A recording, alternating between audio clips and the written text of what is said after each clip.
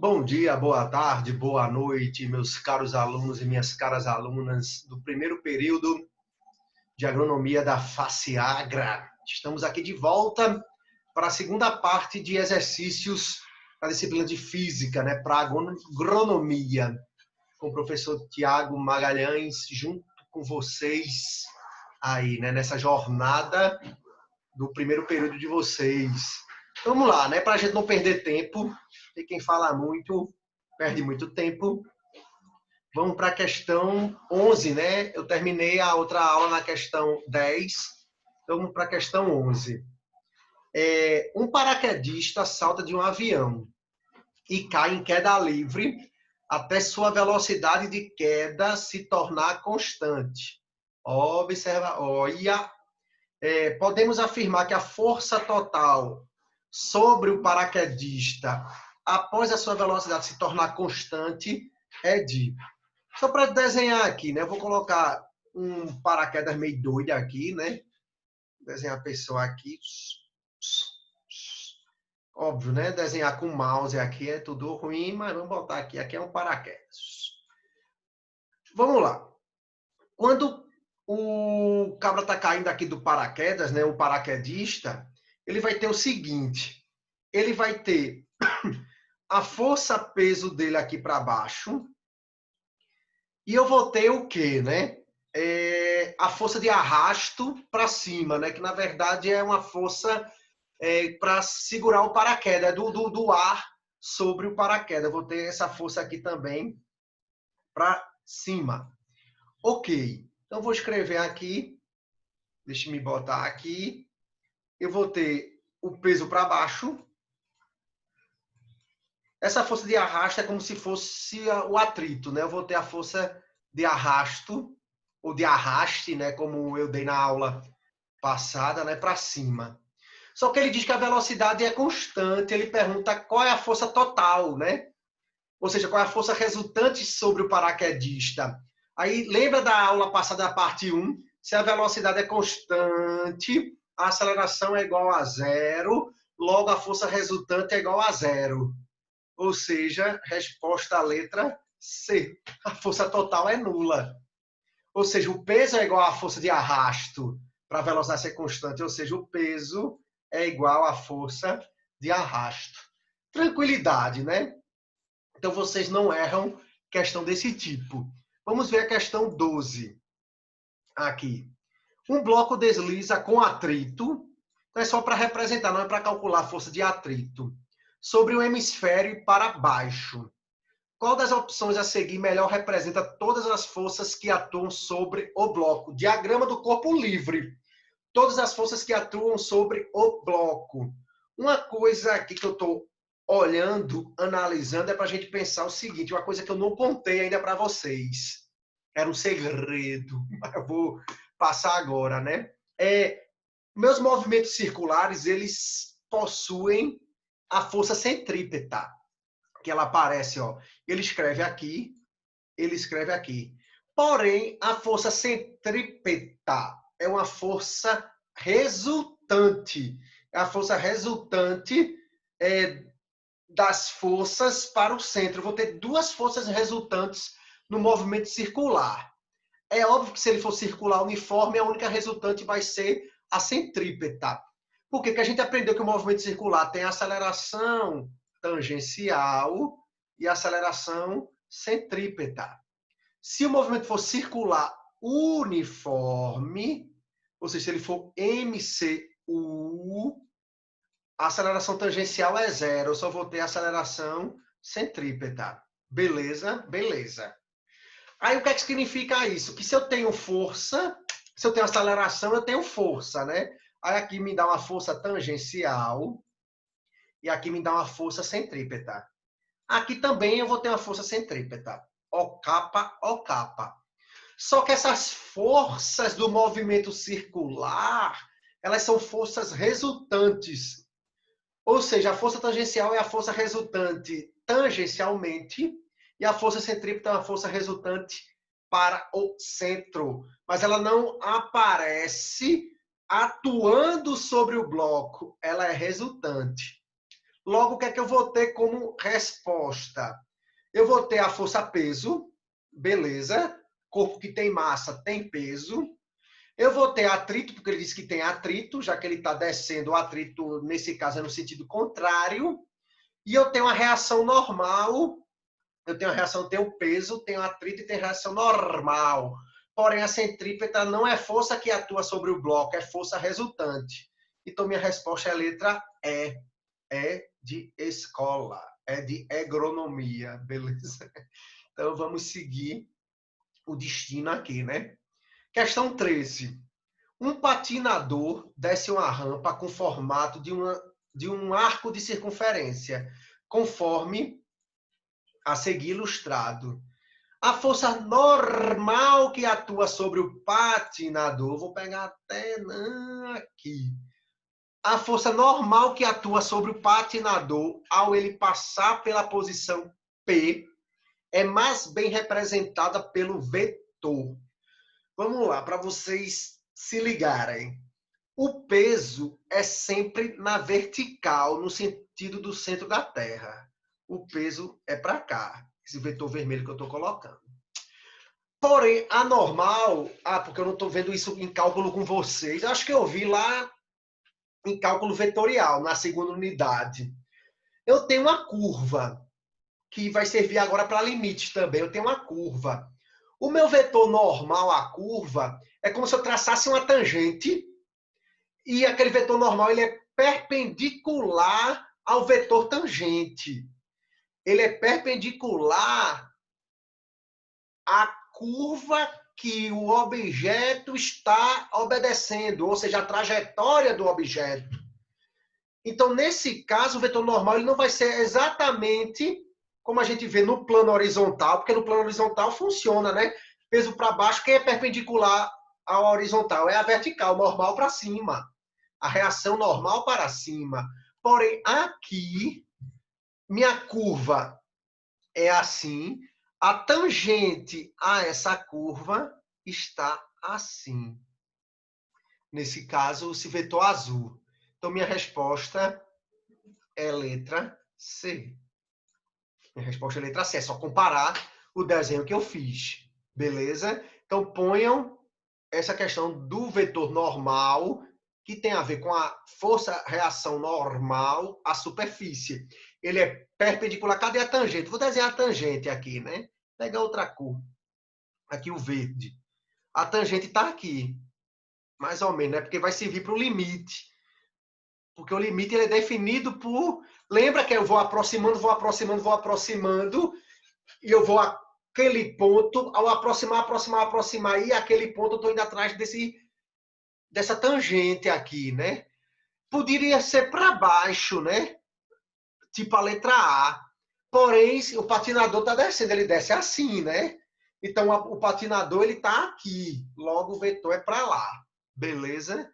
Resposta à letra C. Questão 14. A velocidade de um carro ao passar por uma avenida de Belo Horizonte varia com o tempo de acordo com o seguinte gráfico, né? Velocidade em relação ao tempo. Em um ponto do trecho BC, o diagrama vetorial da velocidade V, da aceleração A e da força resultante FR está corretamente representado em... Então vamos olhar, né? Deixa eu aumentar para olhar melhor esse gráfico. Vou deixar até nesse tamanho sempre agora aqui, né? Vou olhar aqui. Ele quer no trecho BC. Esse trecho de descida do meu gráfico aqui, né? Esse trecho aqui. O que é que está acontecendo com a velocidade? Ela está diminuindo. Se a velocidade diminui, a aceleração ela é negativa. A aceleração é menor que zero. Por quê? A aceleração, você lembra que é ΔV sobre ΔT. Se a aceleração diminui, se a velocidade diminui, a aceleração é negativa. A aceleração é negativa. Vamos considerar o seguinte. Eu não sei se aceleração e velocidade vai ter o mesmo sentido. Eu não sei se aceleração e velocidade ela vai ter o mesmo sentido. Eu já excluo aqui, né? Velocidade para baixo, isso é loucura. Mas o que é que ocorre? Se a aceleração diminui, aceleração negativa, né? A velocidade diminui, a aceleração é negativa. Significa que, e a velocidade é positiva, olhando pelo gráfico aqui, a velocidade é positiva, a aceleração está no sentido e velocidade está no outro. Logo, eu já cancelo a letra A. Ou seja, ou é C ou é D. Aí eu vou te dar uma dica. Uma dica aí para você. A aceleração negativa, o que é que significa? A aceleração negativa significa força como se fosse negativa, né? Vetorialmente. Vou botar assim, né? O vetor negativo. A força é sempre calculada em módulo, como a massa vezes a aceleração, beleza. Mas vetorialmente, força e aceleração têm o mesmo sentido. Se a aceleração é negativa, ou seja, no sentido oposto à velocidade, a força também é oposta à velocidade. Aceleração e força possuem o mesmo sentido. Então, resposta aqui, ó, aceleração e força com o mesmo sentido. Resposta à letra C. Aceleração e força com o mesmo sentido. Então, vejam, uma análise e um gráfico me traz tudo isso. Então, vocês revejam isso aqui que eu falei, ó. Revejam. Beleza? Bota aí, volta. Vejam de novo. Beleza, agora continue. Valeu. Vamos lá para a questão 15. Questão 15 aqui, né? Um homem está puxando uma caixa sobre uma superfície, olha, com velocidade constante. Escolha dentre as opções a seguir os vetores que poderiam representar as resultantes das forças que a superfície exerce na caixa e no homem. Beleza, e no homem. Vamos ver, ele quer o quê? A resultante das forças, né? A caixa está com velocidade constante. Que a superfície exerce na caixa e no que a superfície exerce. A força resultante é zero sobre a caixa, porque a velocidade é constante, né? O homem está puxando uma caixa sobre a superfície com velocidade constante. Só que ele quer a reação da superfície sobre a caixa. Se ele não colocasse nenhum vetor aqui, poderia nos confundir, a gente marcar. Como ele colocou um monte de vetor para todas as letras, aí eu digo, não, peraí, tem alguma coisa que a gente tem que reler a questão. Feito, eu fui reler aqui e vi que quer o quê? Que poderiam representar as resultantes das forças que a superfície exerce na caixa e no homem, ou seja, que é a normal aqui, né? Então, ó, a resultante da superfície é o seguinte, né? Eu vou ter um peso aqui para baixo. Agora deixa eu botar com um vetorzinho aqui, né? Que fica mais fácil a gente ver aqui. Eu tenho um peso para baixo, aqui. Eu tenho a força puxando a caixa para cá, pelo cabralite. Essa força vai ter a decomposição dela. Eu vou ter uma força no sentido X, que é quem realmente puxa o corpo, e eu vou ter uma força no sentido Y, que vai puxar o corpo para cima. E ainda eu tenho essa menos essa aqui, que eu tenho a força normal, que iguala a essa, né? Essa mais essa é igual a essa. Mas aí eu vou escrever isso com os bichinhos aqui. Cadê? Essa é a normal. Essa é a força em Y. Vou botar assim, né? Dessa azul, que é a força que o cabo puxa. Essa é Fx. E essa vermelha aqui é o peso. Beleza. Ele quer a resultante que a superfície exerce na caixa. Ele quer a normal. Ou seja, na figura normal, essa coisa aqui, né? Para cima. Então, ou é letra A, ou é letra D. Aí, eu tenho essa força daqui que é a que o cabo puxa, né? A caixa. Que eu decompus em Fx e em Fy. O cara vai ter o peso sobre ele, aqui. E nesse caso, óbvio, né? Que eu vou ter, pela terceira lei de Newton, ação e reação, eu tenho essa força também aqui para cá. Aí eu vou ter a decomposição dela também em x e em y. Vou ter fx e fy para cá. E eu vou ter a normal, ou seja, eu tenho duas forças para baixo. A normal sobre o homem ainda vai ser maior, né? Ainda vou ter a normal aqui para cima. Ainda vou ter a normal aqui para cima. Essa é a normal, essa é a força que a superfície exerce sobre o homem. Ou seja, para cima também, resposta à letra A. Não precisava fazer todos esses desenhos exatamente no intuito que eu já diria a resposta correta. Porém, eu quis nesse desenho mostrar para vocês que eu tenho outras forças aqui, ó. Que eu tenho outras forças. Eu vou ter a decomposição Fx aqui também. Eu vou ter Fy aqui também. Aí eu vou ter o peso sobre o homem. Tudo isso para a gente entender como funciona. Então, resposta à letra A. Deixa-me ver se essa questão boa, porque eu tenho umas questões que eu estava pensando aqui para trazer para vocês. Essa 15, essa 16 eu vou fazer e depois vou olhar as outras ali. Questões que eu quero que vocês revejam, né? A brasileira Maria Esther Bueno foi a primeira tenista a se tornar campeã de duplas nos 4 torneios mais importantes do mundo, numa mesma temporada. Imagine que a tenista consiga golpear a bolinha com sua raquete, de modo a fazê-la passar sobre a rede e atingir a quadra adversária. Considere as seguintes forças.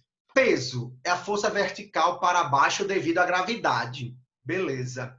Força FR, força devido à raquetada. E força FA, força devido à presença da atmosfera. Assinale a opção que melhor representa as forças dentre as 3 acima que atuam sobre a bolinha após a raquetada, né? Após a raquetada. Repetindo, após a raquetada. Mais uma vez, após a raquetada. Porque a força que a raquetada vai exercer sobre a bola é exatamente no momento que a raquete encosta na bola. Pós-raquetada, eu não vou ter mais FR. Então, quando eu tiver FR, eu já cancelo. B não é, E não é. Ele diz que a força-peso é vertical e para baixo. Então, letra D não é, né? Ó, não está nem vertical aqui, né? Então, letra D não é. Então, ou é A ou é C. E aí, o que é que você imagina, né? Se ela deu uma raquetada, vamos dizer, da quadra dela para a quadra adversária, né? Nessa trajetória, eu tenho um impulso para a direita, eu tenho um arrasto, que é a força atmosférica, aí para a esquerda.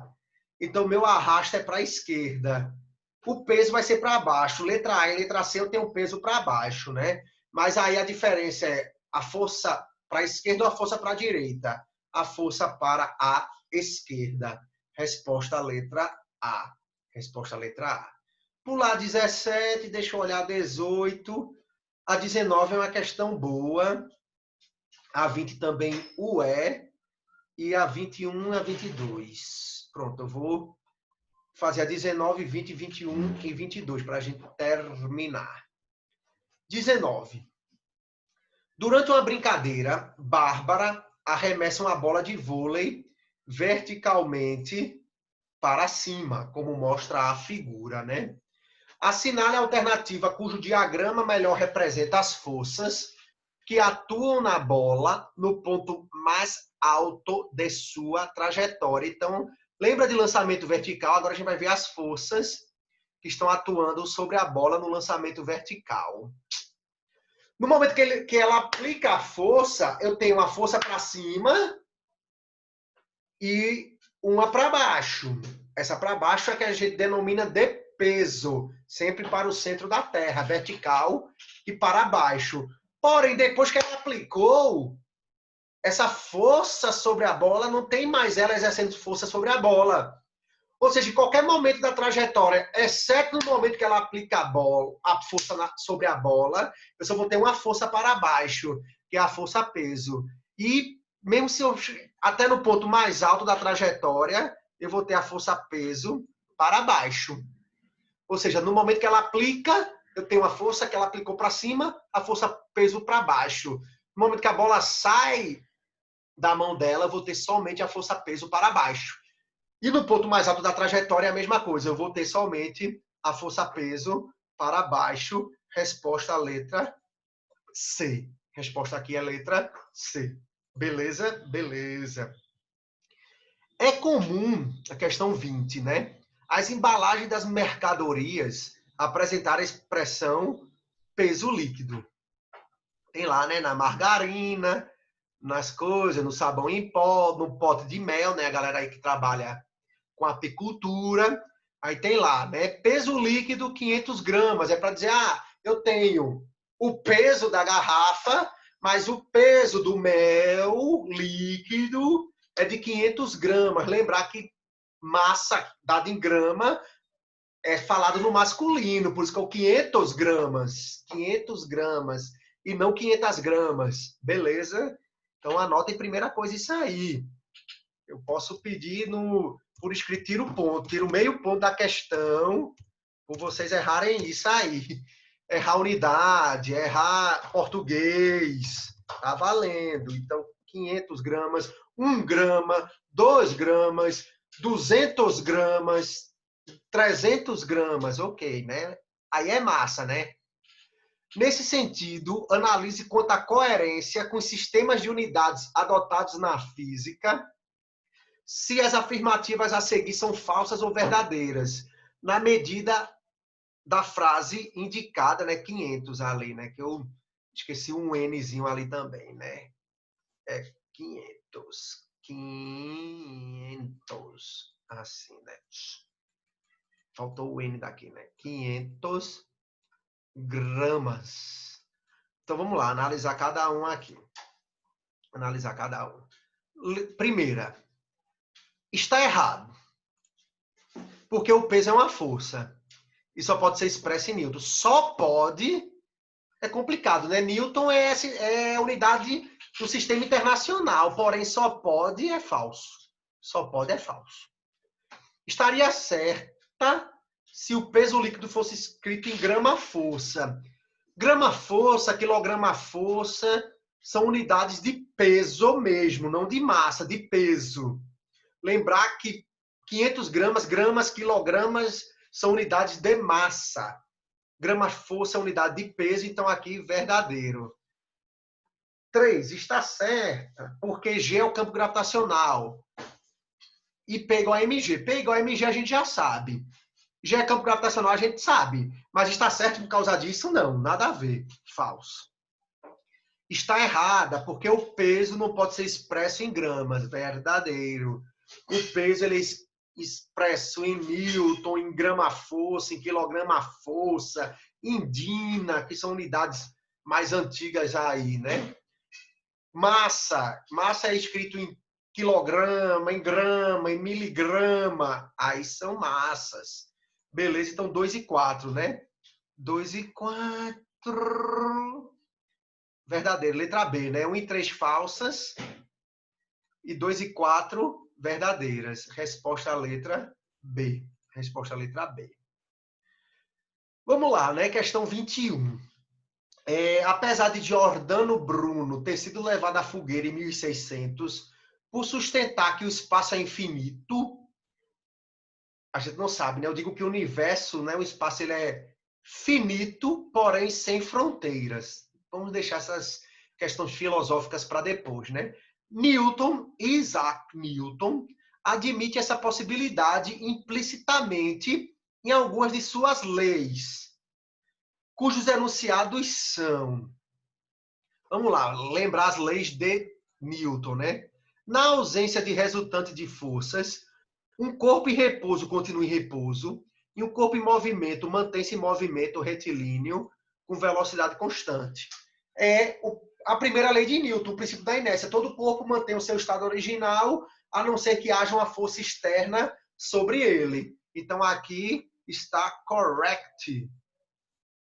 Correct. 2. A aceleração que um corpo adquire é diretamente proporcional ao resultante das forças que atuam nele e tem a mesma direção e o mesmo sentido dessa resultante.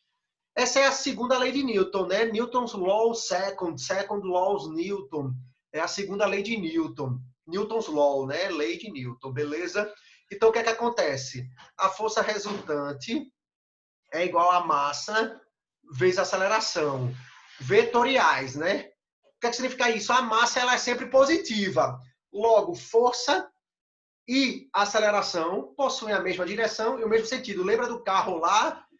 Foi o que eu mostrei para vocês lá. Força e aceleração possuem a mesma direção e o mesmo sentido. E a aceleração é proporcional à força. A proporção entre elas é a massa quem dá.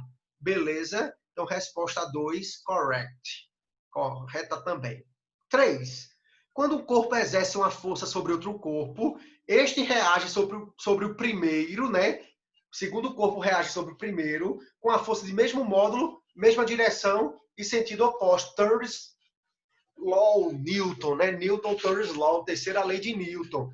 O que é que eu disse para vocês? Quando um corpo exerce uma força sobre o outro, este reage à força do primeiro com outra força, porém, né, com mesma intensidade, mesma direção e sentidos opostos. Então, a 3 também está correta.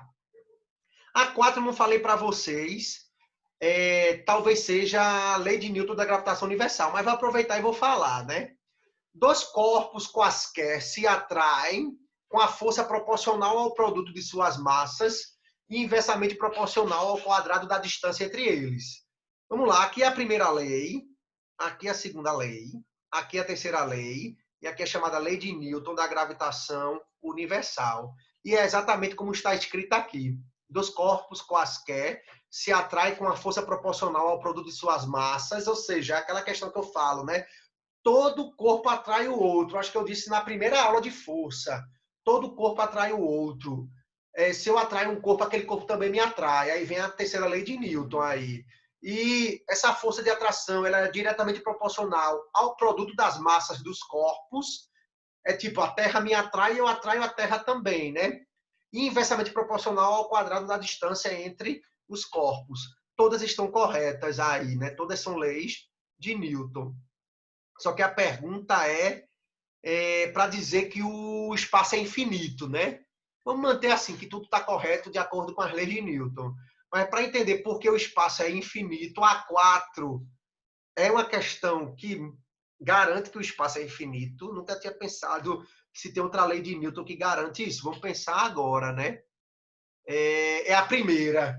Porque Galileu fez esses experimentos. A primeira lei de Newton também garante que o espaço ele é infinito. Porque senão, tipo, se eu dou um peteleco no corpo, tipo um foguete, e ele sai para o espaço, ele vai continuar em movimento.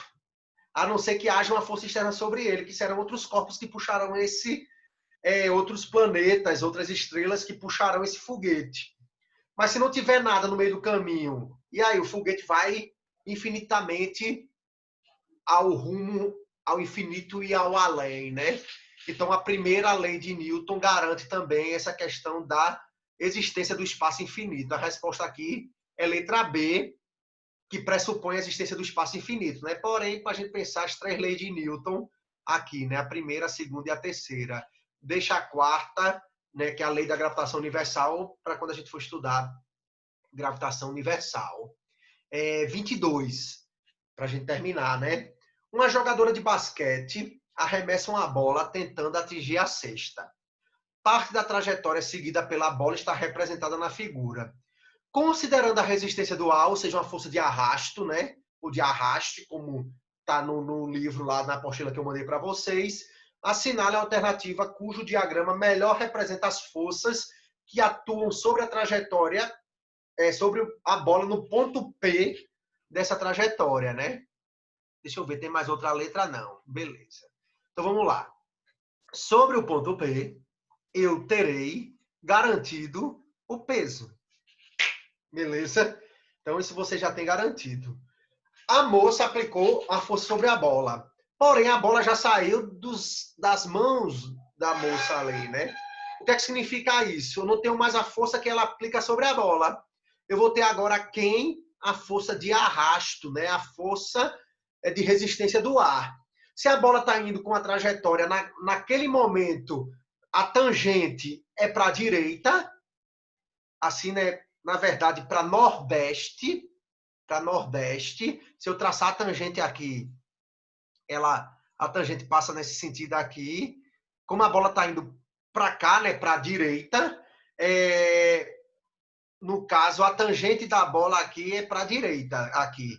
Logo, a força de arrasto é para a esquerda. Na verdade, a tangente aqui é noroeste, nordeste, né? Se a gente for pensar assim. Deixa eu só desenhar aqui para eu escrever.